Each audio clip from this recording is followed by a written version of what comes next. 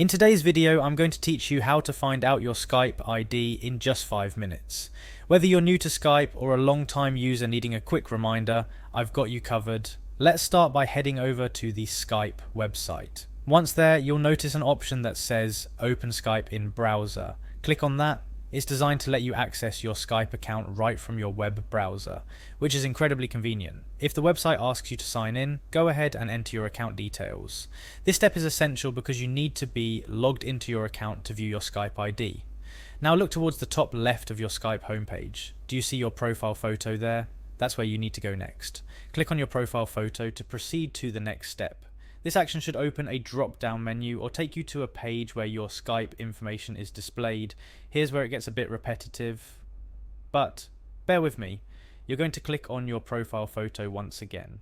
This might seem slightly odd, but Skype sometimes requires a second click to fully access your profile details, including your ID. Finally, we've arrived at the crucial step: finding your Skype ID.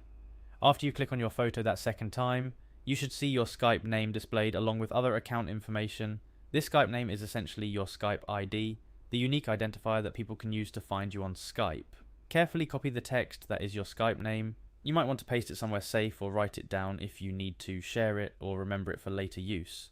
And there you have it. You've successfully located your Skype ID. Knowing your Skype ID is essential for adding new contacts, participating in meetings, or sharing it with friends and colleagues who want to connect with you. Remember, if at any step you find yourself a bit lost, or if something doesn't look the way it's described here, Skype's layout might have been updated since this video was made. Still, the general process should remain pretty similar. Thanks for watching, and I hope this tutorial has been helpful to you. Stay connected and see you in the next video.